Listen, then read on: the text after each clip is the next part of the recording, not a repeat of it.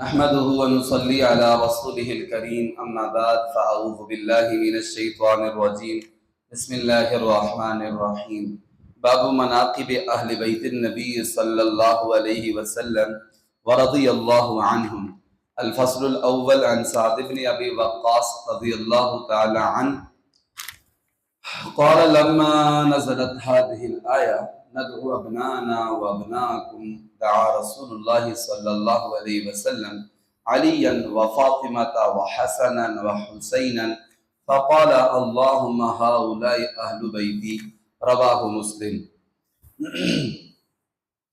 میرے معزز سامعین و ناظرین اکرام، آج 15 محرم الحرام 1446 ہجری ہے، اور آپ سب کو معلوم ہے کہ ماہ محرم میں یکم محرم الحرام کو خلیفہ دوم حضور صلی اللہ علیہ وسلم کی مراد حضور کے سسر حضرت عمر بن خطاب رضی اللہ تعالی عنہ کا یوم شہادت ہے، اور 10 محرم الحرام حضور صلی اللہ علیہ وسلم کے پیارے نواسے حضرت حسین رضی اللہ تعالی عنہ جو جنت کے نوجوانوں کے سردار اور حضور صلی اللہ علیہ وسلم کے چہیتے لاڈلے نواسے ہیں، اور ان کی اور ان کے اہل بیت کی 16 یا 17 اہل بیت کی اور ساتھ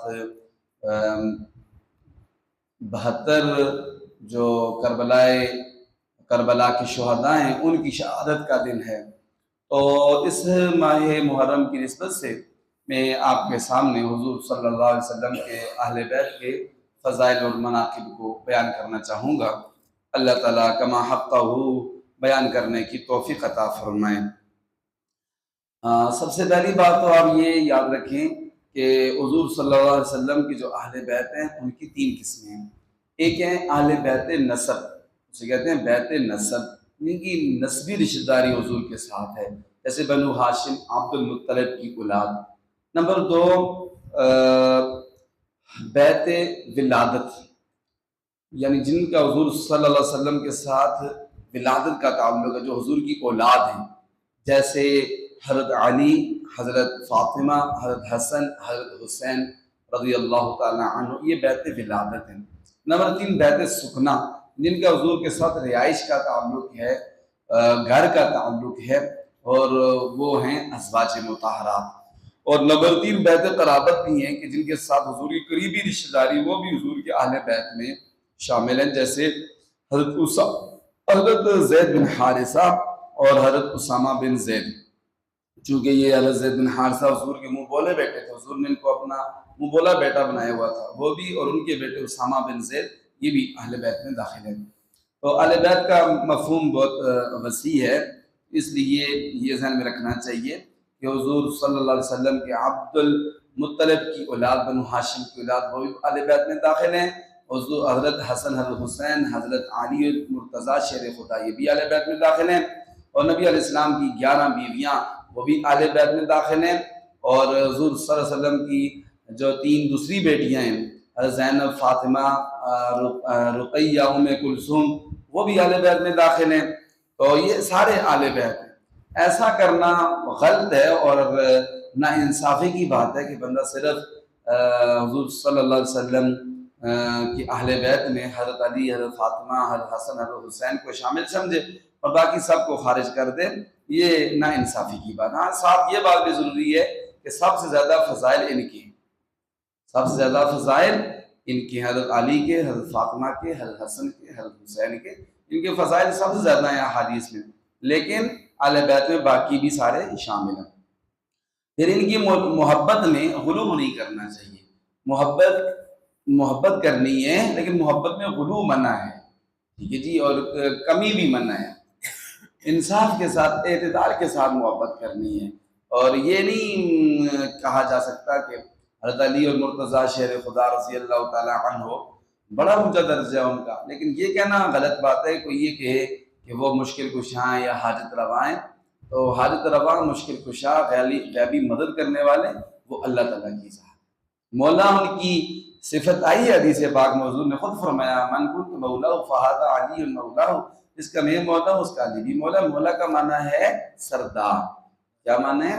سردار، رہبر، رہنما، اور دوست بھی آتا ہے مولا کا معنی. تو سب سے اچھا معنی سید سردار ہے.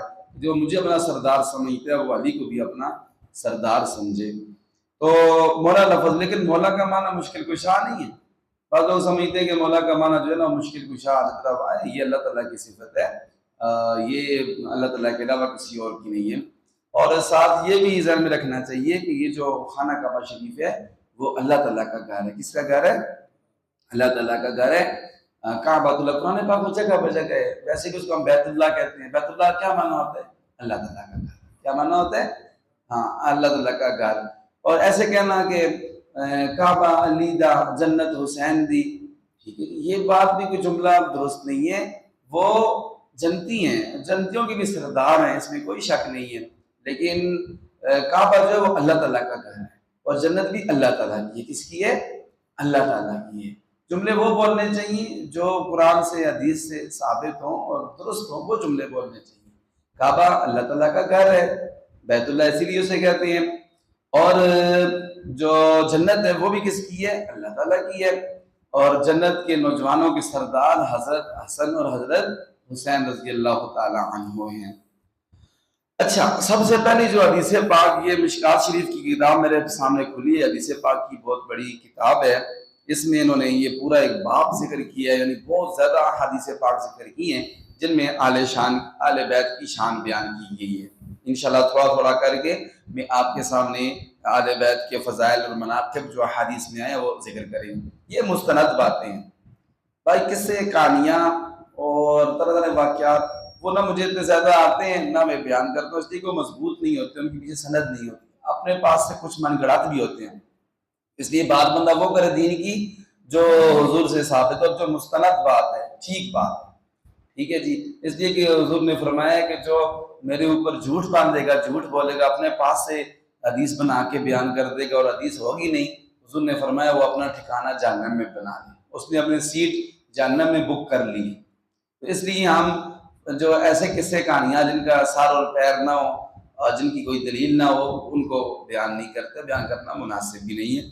تو سب سے پہلی حدیث پاک یہ روایت ہے حضرت سعد بن ابی وقاص رضی اللہ تعالی عنہ سے. سعد بن ابی وقاص رضی اللہ تعالی عنہ سے روایت ہے. اس میں کیا ہے کہ لما نزلت هذه الآیہ ندعو ابنانا و ابناءکم، یہ ایک آیت ہے قرآن پاک میں جو مشہور ہے آیت مباہلہ کے نام سے. اس نام سے آیت مباہلہ کے نام سے. اور کون سے سپارے میں؟ یہ تیسرے سپارے میں. تعالوا ندعو ابنانا و ابناکم و نسانا و نساء، تیسرا سپارہ ہے. تیسرا سپارہ ہے جی. اور سورت کون سی ہے؟ یہ سورہ آل عمران ہے. سورہ آل عمران ہے. تو تیسرا سپارہ ہے. یہ آیت نازل ہوئی، اسے آیت مباہلہ کہتے ہیں. سب سے پہلے تو آپ کو مباہلے کا معنی سمجھاؤں. لغوی معنی باہل کا ہوتا ہے لعنت کرنا، اور مباہلہ پر جب ہو جاتا ہے تو اس کا معنی ہو جاتا ہے ایک دوسرے پر لعنت کرنا.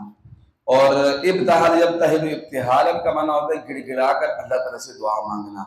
تو یہ مکہ میں آل عرب میں یہ مشہور تھا کہ جب دو بندوں کا آپس میں جھگڑا ہو جاتا تھا نا، کہ بات دوسرے کی نہیں مانتا تھا، تو وہ ایسا کرتے تھے، کہتے ٹھیک ہے تو بھی اپنے گھر والوں کو بلا لے، تو میں بھی اپنے گھر والوں کو بلا لیں، اپنی بیوی نو، اپنے بچیاں نو، ٹھیک ہے جی، انہوں نے بلا لے تو خود بھی آ جا میدان میں. دعا منگنے اللہ تعالیٰ کو جڑا آکتے ہوئے اللہ اسے کامیاب کرے، جڑا آکتے نہیں اللہ اس کو تباہ کرے، اللہ تعالیٰ اس کو تباہ کرے.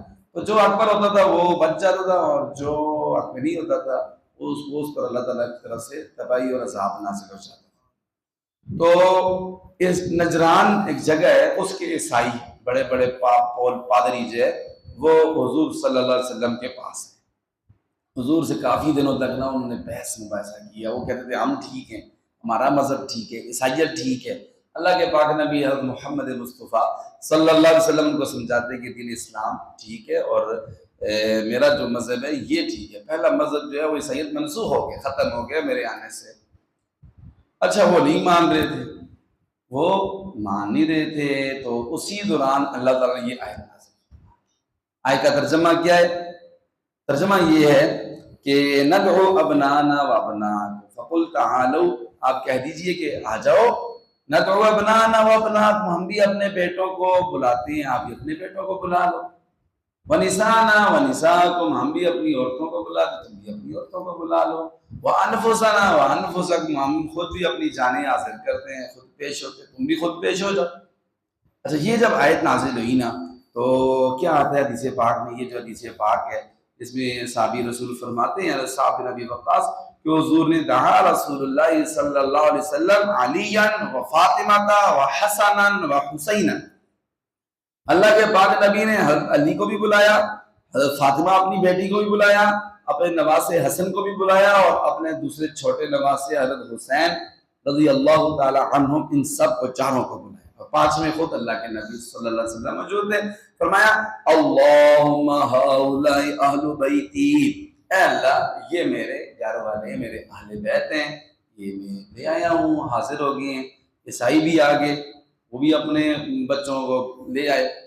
اچھا جب مبالغہ شروع ہونے لگا تو شروع ہونے سے پہلے عیسائیوں کو ان کے کسی بندے نے کہا یار ان سے مبالغہ نہیں کرنا، یہ جو سامنے چہرے نظر آ رہے ہیں نا، حضرت محمد کا چہرہ، حضرت علی کا، حضرت فاطمہ کا، حضرت حسن کا، حضرت حسین کا، یہ اتنے نورانی چہرے ہیں، اگر یہ دعا مانگ لیں کہ اللہ تعالیٰ پہاڑ کو اپنی جگہ سے ہٹا دے تو پہاڑ بھی ان کی دعا کی وجہ سے ریزہ ریزہ ہو جائے گا۔ تم مہربانی کر کے ان سے مبالغہ نہیں کرنا، یہ نہ ہو کہ تم بھی سارے جو ہے تباہ و برباد ہو جاؤ۔ تو حضور وہ رک کے پھر ان عیسائیوں نے مبالغہ نہیں کیا، اور وہ ٹیکس دینے پر، جزیہ دینے پر راضی ہو گئے اور واپس چلے گئے۔ تو حضور نے فرمایا ابھی بعد میں اگر یہ مبالغہ کرتے تو ان سب کے سب کو آگ لگ جاتی، آگ ان کو کھا جاتی، ان پر اللہ تعالیٰ کا عذاب نازل ہو جاتا اور آگ ان کو جو ہے وہ کھا لیتی۔ یہ پیارے نبی صلی اللہ علیہ وآلہ وسلم نے ارشاد فرمایا۔ تو دیکھیں نا اس آیت کے اندر، اس حدیث کے اندر کتنی زیادہ فضیلت ہے ان اہل بیت، انہی کو جو ہے پائیں تن پاک بھی لوگ کہتے ہیں۔ یہ واقعی پائیں تن پاک ہیں، ان کوئی شک نہیں ہے، ٹھیک ہے جی، لیکن ساتھ یہ سمجھنا کہ صرف یہی پانچ جو ہے نا وہ تن پاک ہیں اور باقی جو تن ہے وہ پاک نہیں، یہ غلط نظریہ ہے۔ یہ بھی پاک ہے، پائیں تن پاک، اور نبی علیہ السلام کے جتنے صحابہ کرام 1.25 وہ بھی سارے پاک تن ہیں، اور نبی کے اس کے علاوہ جو اہل بیت ہیں، نبی کی بیٹیاں، نبی کی بیویاں، وہ بھی کیا ہیں جی، پاک ہیں سارے۔ تو اللہ تعالیٰ قبول فرمائے۔ آخری جو گزارش ہے وہ یہ کہ یہ حدیث پاک روایت ہے حضرت سعد بن ابی وقاص سے۔ کس سے؟ حضرت سعد بن ابی وقاص، بہت مشہور صحابی ہیں، بڑے درجے کے صحابی ہیں۔ تو ان کے بیٹے نے کربلا میں تھے ابن زیاد کی فوج کی طرف سے، ان کا نام تھا عمر بن سعد۔ کیا نام تھا؟ عمر بن سعد۔ تو یہ بات ذہن میں رکھیں کہ اگر باپ اللہ نیک بندہ ہو، بیٹا اس کا ٹھیک نہ ہو، تو بیٹے کے خراب ہونے کی وجہ سے باپ کو برا بلا نہیں کہا جا سکتا۔ جیسے حضرت نوح علیہ السلام کا بیٹا ایمان نہیں لایا، اچھا بیوی ایمان نہیں لائی، حضرت لوط علیہ السلام کی بیوی ایمان نہیں لائی، ٹھیک ہے جی۔ تو بیٹا اگر باپ ٹھیک ہے، بیٹا غلط نکل آیا ہے، بعد اس کے اعمال چنگے نہیں ہیں، تو اس کی وجہ سے باپ پر لعن طعن کرنے کی اجازت شرعاً نہیں ہے۔